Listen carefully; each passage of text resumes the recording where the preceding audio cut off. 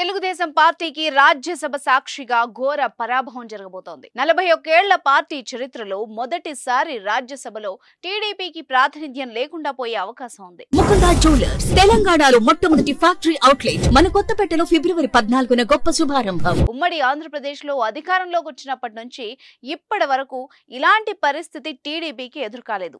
1983లో TDP అధికారంలోకి వచ్చినప్పటి నుంచి ఎన్నడూ చూడని ఓ ఘోర పరాభవాన్ని ఆ పార్టీ ఇప్పుడు ఎదుర్కోబోతోంది.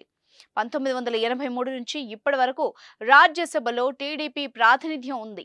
కానీ ఇప్పుడు ఉన్న ఒక్క రాజ్యసభ ఎంపీ పదవి కాలం ఏప్రిల్ 2వ తేదీతో ముగియనుంది. తాజాగా జరగనున్న రాజ్యసభ ఎన్నికల్లో టీడీపీ ఒక్క సీటు కూడా గెలిచే అవకాశాలు లేవు. దీంతో రాజ్యసభలో టీడీపీ ప్రాతినిధ్యం కోల్పోనుంది.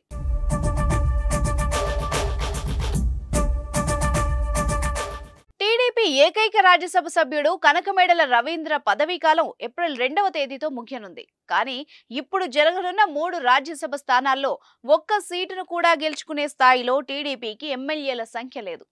2019లో జరిగిన ఎన్నికల్లో వైసీపీకి 151 సీట్లు, టీడీపీకి 23 సీట్లు మాత్రమే వచ్చాయి. అయితే ఇప్పుడు ఒక్క రాజ్యసభ సీటును గెలుచుకోవాలంటే కనీసం 44 మంది ఎమ్మెల్యేల ఓట్లు అవసరం.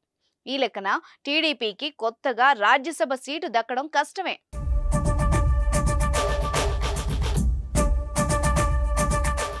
ఈ రాజ్యసభ ఎన్నికలు ఏపీలో ఫిబ్రవరి 27వ తేదీన జరగనున్నాయి. అయితే ఇలాంటి గడ్డు పరిస్థితుల్లోనూ టీడీపీకి కొన్ని ఆశలు లేకపోలేదు. వైసీపీ అసంతృప్తులు, టికెట్ ఆశించి భంగపడ్డవారు పెద్ద ఎత్తున తమకు మద్దతిచ్చే అవకాశాలు ఉన్నాయని టీడీపీ వర్గాలు భావిస్తున్నాయి.